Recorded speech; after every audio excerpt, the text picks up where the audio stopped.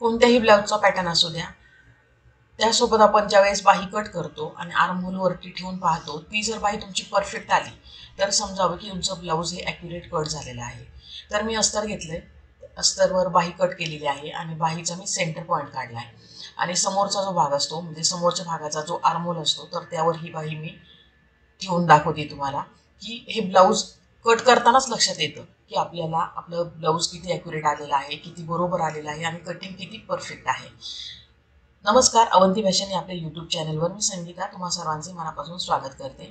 सर्वप्रथम मी अस्तर घेतलेला आहे, 1 मीटरचं अस्तर आहे आणि त्यासोबत ब्लाऊज पीस, साडीवरचा ब्लाऊज पीस आहे आणि मी या अगोदरच्या व्हिडिओमध्ये तुम्हाला ब्लाऊजची पेपर कटिंग मी दाखवलेली होती, तर 4 टक्स ब्लाऊजची. ती जर पाहिली नसेल तर तुम्ही चॅनलवर जाऊन या अगोदरचा व्हिडिओ नक्की पहा. त्यामध्ये मी पेपर कटिंग ॲक्युरेट कशी काढायची तर ते दाखवलं होतं. तर हे अस्तर साधारणतः 1 मीटरचं आहे. बंद बाजू माझ्या साईडने आहे आणि ओपन बाजू तुमच्या साईडने. अस्तर 1 मीटरचं आणि याची जो पणा आहे तर तो 16 इंचाचा आहे. याला पणा म्हणतात. तर 1 मीटरचं अस्तर यासाठी घ्यायचं की ज्यावेळेस गळा पूर्ण ब्लाऊज हे आपलं व्यवस्थितरित्या कट होतं आणि आपल्याला ज्यावेळेस आपण ब्लाऊज अस्तरवर ठेवतो तर ते ॲडजस्ट करायला आपल्याला सोपं जातं. तर मी बॅक साईडचा जो गळा आहे तर तुम्ही कट करत नाही. जेव्हा मला ब्लाऊजचा गळा शिवायचा असतो त्याच वेळेस मी कट करते. आता बॅक साईड ठेवली आहे, त्यानंतरून बाही आणि फ्रंटचा समोरचा जो 4 टक्सवाला भाग आहे तो आणि प्लस क्रॉसपट्टी, हे 4च पार्ट आपल्याला ॲडजस्ट करायचे. तर हे कशा प्रकारे ठेवायचे तर मी तुम्हाला दाखवते. समोरचा भाग आपल्याला हा क्रॉसमध्ये काढायचा आहे. तर क्रॉसमध्ये काढताना आपल्याला पूर्णतः अस्तरचा जो कपडा आहे तर तो व्यवस्थितरित्या कट करायचा आहे. तिन्ही बाजू याच्या पहा जागा शिल्लक राहिली पाहिजे, कारण का हे माप जे आहे ते आपल्याला कपड्यावर थोडंसं वाढवायचं असतं. बाहीची उंची आपण वाढवून घेणार आहोत आणि त्यासोबतच क्रॉसपट्टी कशी ॲडजस्ट करायची तर तीही आपण या व्हिडिओमध्ये सविस्तररित्या पाहणार आहोत. तर सर्वप्रथम मी बॅक साईड जी आहे तर ती बॅक साईड मी अशा प्रकारे ठेवून घेत असते. बंद बाजूने कधीही बॅक साईड ठेवायची, म्हणजे मागील बाजू जी आहे ती बंद बाजूने ठेवायची. बाहीची उंची 5+1 इंच आहे आणि आता त्या ताईंचा फोन आला की बाहीची उंची 5+1 इंच न घेता ती कमीत कमी 9 इंचाची आली पाहिजे, म्हणजे मला बाहीची उंची ही 10 इंच घ्यावं लागेल. तर तुम्हाला ती बाही कशी ॲडजस्ट करते ते पण दाखवते. जर तुमचं छोट्या बाहीचं जर माप असेल आणि तुम्हाला जर मोठी बाही जर कस्टमरने अगदी वेळेला सांगितलं तर ती कशा प्रकारे ॲडजस्ट करायची ते आपण दाखवते. हे पण याप्रमाणे टेप ठेवला आहे. बाहीची उंची तितकीच आहे आणि बाही आपली ती शॉर्ट बाही आहे. तर शॉर्ट बाहीवरनं मी फुल बाही दाखवते. तेव्हा बाहीची उंची ॲडजस्ट करतो आपण. 10 इंचाची बाहीची उंची घेतली म्हणजे शिवून ती 9 इंचापर्यंत आपल्याला ॲक्युरेट मिळेल. याचप्रमाणे आपण तिला मार्क करून घेणार आहोत. त्यानंतर समोरची जी बाजू असते 4 टक्सवाली तर तिला 3 बाजूने आपल्याला वाढवायचं असेल तर ती समोरची बाजू आपल्याला पूर्ण क्रॉस आली पाहिजे, म्हणजे तेव्हा ब्लाऊज जी आहे कटोरी म्हणजे 4 टक्स कटोरी अगदी व्यवस्थित आणि कम्फर्टेबल तुम्हाला बसतं आणि ब्लाऊजही घातल्यानंतर शेपमध्ये खूप छान वाटतं. तर मी आता तुम्हाला दाखवते. बॅक साईड ठेवली, क्रॉसपट्टी, बाहीची उंची, त्यासोबतच समोरचा भाग. कारण आपण पहा क्रॉसपट्टीची आहे तर ती ज्यावेळेस पेपर कटिंग होतं तर पेपर कटिंगवरच आपण ॲडजस्ट करून वाढवून घेतलेली होती, म्हणजे 2.5 इंचाची होती 3 इंच घेतली. बाही या प्रकारे ठेवली. हे पहा बाहीची उंची मी तुम्हाला दाखवते. 9+1 इंच म्हणजे 10 इंचपर्यंत बाहीची उंची आली पाहिजे. याप्रमाणे मी बाहीचा आकार वरचा देऊन घेतला आहे. खालचा आकार कसा ॲडजस्ट करायचा म्हणजे दंडघेराचा आकार कसा ॲडजस्ट करायचा तो तुम्हाला दाखवते. की दंडघेराचा आकार हे पहा याप्रमाणे पूर्ण तिरपा घ्यायचा आहे, कमी जास्त कुठेही करायचा नाही. जो रेग्युलरली आपला बाहीचा जो शेप असतो त्यानुसार आपल्याला ॲडजस्ट करायचा आहे. वरचा शेप जसाच तसा आहे, फक्त खालचा भाग जो आहे तर तो उंचीनुसार मी वाढवला आहे आणि अशा याप्रमाणे तिरपी रेष देऊन घेतली. दंडघेर आपला पहा साधारणतः 5.5 इंचाचा आहे आणि मी बाही इथे पावणे 6 इंचाचा आहे, म्हणजे 6 इंच. दंडघेर 6 आपला येतोय तर मी इथे साधारणतः हे पहा 14 इंच येते. म्हटल्यानंतर 14चा अर्धा 7 इंच होतं, तर मी 6 + 1.5 इंच याप्रमाणे हे माप घेतले.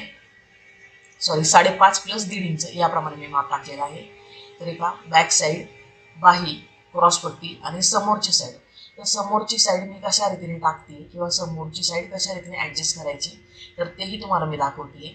की ज्यावेळेस समोरची बाजू आपल्याला क्रॉसमध्ये काढायची असते तर क्रॉसमध्ये काढताना तिला पहा मी झूम करून दाखवते तुम्हाला, अगदी व्यवस्थित लक्षात येईल. की फिटिंगची जी बाजू असते तर त्या ठिकाणी मला 1 इंच वाढवून घ्यायचं आहे. हे पार्ट इंच टेपनी दाखवते मी 1 इंच. समोरची बाजू मी क्रॉसमध्ये ठेवलेली आहे. खालचा जो भाग असतो जिथे क्रॉसपट्टी जोडतो तर तो भाग मी अर्धा इंचाने वाढवलेला आहे या ठिकाणी आणि त्यासोबतच काचबटन पट्टीकडचा जो भाग असतो, तर आपल्या कटोरीचा भाग म्हणजे फोर्टक्स मधला जो सेंटरचा जो टक्स असतो, तर तो फुगीर यावा, व्यवस्थित यावा, यासाठी हे पहा हा जो काचबटन पट्टीचा जो भाग असतो, तर तो मी थोडासा हे पहा एक्स्ट्रा तिरपा करून घेतलेला आहे. तर तोही अर्धा इंच घ्यायचा आहे, म्हणजे दोन्ही बाजूनी फिटिंगच्या बाजूने 1 इंच, खाली अर्धा इंच आणि काचबटन पट्टीच्या साईडने हा अर्धा इंच, याप्रमाणे आपल्याला द्यायचं. म्हणजे टक्स दिल्यानंतर समोरची बाजू आपली कमी होणार नाही. तर याप्रमाणेच तुम्हाला माप टाकून पाहायचं. आपली छातीगडी 10ची होती, म्हणजे साईज ही 40ची होती. हे सगळे माप अगदी व्यवस्थितरित्या टाकून झाले.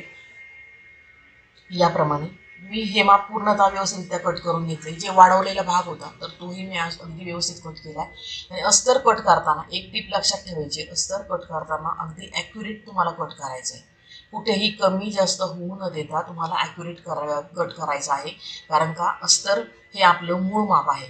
तर मूळ माप तुम्हाला व्यवस्थितरित्या कट करायचं, ते कुठेही वाढवायचं नाही, फक्त समोरची बाजू वाढवायची आहे. हे पहा, ब्लाऊज स्ट्रेचेबल राहील, फ्रंट साईड जी आहे तर ती स्ट्रेचेबल राहील. याप्रमाणे मी समोरचा भाग हा तिरपा ठेवून कट केला. आणि हा अर्धा इंच जो वाढवला, तर ज्यावेळेस आपण टक्स देऊ, तुम्हाला व्यवस्थित दाखवते मी. हे पहा, अर्धा इंच जो वाढवलेला आहे तो तिरपा भाग आपला, तर ज्यावेळेस सेंटरचा आपण टक्स देतो, तर त्यावेळेस तो भाग ॲटोमॅटिकली आपला एकसारखा होतो आणि कटोरीचा पफ पण व्यवस्थित येतो आणि समोरची बाजू ही अगदी परफेक्ट बसते. तर क्रॉसपट्टी, समोरचा भाग, बॅक साईड आणि बाही, याप्रमाणे आपण हे माप अस्तरवर कट केली. आता ते ब्लाऊज पीसवर कशा रीतीने टाकायचे ते मी दाखवते. ब्लाऊज पीस याप्रमाणे आपण डबलमध्ये टाकून घेतले. बंद बाजू मी माझ्या साईडने घेतली. हे पहा, बाहीचा जो भाग आहे, तर त्या ठिकाणी डिझाईन ही ब्रॉडमध्ये आहे, म्हणजे साऊथ पॅटर्नमध्ये ही साडी आहे. तर त्यामुळे बाहीला आपल्याला कम्प्लिटली पूर्ण डिझाईन येणार आहे, म्हणजे काठाचा भाग जो आहे तो पूर्णतः बाहीला येणार आहे, म्हणून बाहीची उंची आपल्याला जास्त घ्यावी लागली. बॅक साईड मी ठेवून घेतली. जर ब्लाऊज ॲडजस्ट होत नसेल, कमी जास्त जर कपडा जर कमी पडत असेल, तर खालचा जो प्लेन भाग आहे, तर तोही तुम्ही अर्धा इंच ॲड करू शकता. म्हणजे तुमची बाहीची उंची त्यामध्ये, तुमच्या ब्लाऊजची उंची त्यामध्ये आरामशीर बसून जाईल. बाही याप्रमाणे आपल्याला ठेवून पाहिजे. ज्या ठिकाणी आपला दंडघेर आपल्याला टाकायचा, म्हणजे काठाचा जो भाग आहे, काठाच्या भागावर मी बाही ठेवून घेतली आहे या पद्धतीने. जर ब्लाऊजला घड्या वगैरे जर असतील, तर तुम्हाला एक लक्षात घ्यायचं आहे, घड्या जर असल्या तर त्या घड्या व्यवस्थितरित्या प्रेस करून तुम्हाला काढून घ्यायच्या आहेत. आणि नंतरून आपल्याला हे ब्लाऊज व्यवस्थितरित्या कट करायचे. समोरची साईड ब्लाऊज पीसवरही आपल्याला तिरपीच ठेवायची आहे. तर तिरपी ठेवल्यामुळे तुमचं ब्लाऊज फोर्टक्सचं अगदी कम्फर्टेबल बसतं, व्यवस्थित फिटिंगला बसतं आणि कटोरी पण खूप छान येते. तुम्ही नक्की ट्राय करून पहा. आता क्रॉसपट्टी ठेवली. क्रॉसपट्टी आपल्याला कुठेच वाढवायची नाही, जितके आहे तितकीच घ्यायची. हे पहा, समोरचा भाग मी पुन्हा ॲडजस्ट करून तुम्हाला दाखवते. कारण का, तर जेवढा भाग आहे तर तेवढाच घ्यायचा आहे, पण फक्त एवढंच आहे की अस्तर आपण ॲक्युरेट कट केलेलं असतं. पण ज्यावेळेस आपण ब्लाऊज आणि अस्तर एकमेकांना जोडतो, तर जोडताना हा भाग प्लस मायनस होतो. मी पहा तुम्हाला दाखवते की बॅक साईड जी आहे, तर बॅक साईडला पहा मी अस्तर ॲक्युरेट कट केलेला आहे, पण ज्यावेळेस मी ब्लाऊज पीस कट केला, तर साधारणतः अर्धा इंच जागा मी साईडने सोडलेली आहे. ब्लाऊजचा जो कमरेचा भाग आहे, तर त्या ठिकाणी नाही, कमरगडी जिथे टाकली तर त्या ठिकाणी नाही मी वाढवले, तर इतर साईडला थोडंफार वाढवले, जेणेकरून माझं मी ब्लाऊज ज्यावेळेस अस्तर आणि ब्लाऊज पीस जोडेल, त्यानंतर आपण हा भाग एक्स्ट्राचा कट करून टाकणार आहोत. समोरच्या साईडलाही मी त्याचप्रमाणे केले की सगळ्या बाजूने मी थोडंसं अर्धा इंच सोडलं, म्हणजे कट करताना थोडंफार प्लस मायनस झालं किंवा शिवताना जर प्लस मायनस झालं तर ॲडजस्ट करू शकतो. क्रॉसपट्टी त्याचप्रमाणे मी घेतलेली आहे अर्धा इंच. अर्धा इंचालाही थोडी म्हणजे कमी, म्हणजे पाऊण इंच इतकंच वाढवलेलं आहे.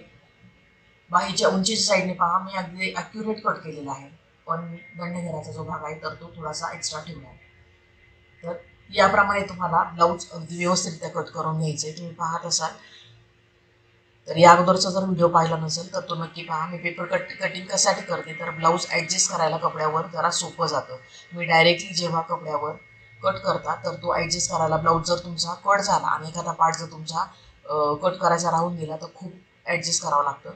तर म्हणून अगोदर पेपर कटिंग करत जा. पेपर कटिंगवरनं तुम्ही ब्लाऊज कटिंग करत जा. व्हिडिओ कसा वाटला ते नक्की सांगा आणि यापुढील व्हिडिओ आपले असेच पाहत राहा. चला भेटूया पुढील व्हिडिओमध्ये. आणि या अगोदरचा जर व्हिडिओ पाहिला नसेल तर नक्की पहा, 40 साईजची कटोरी ब्लाऊज.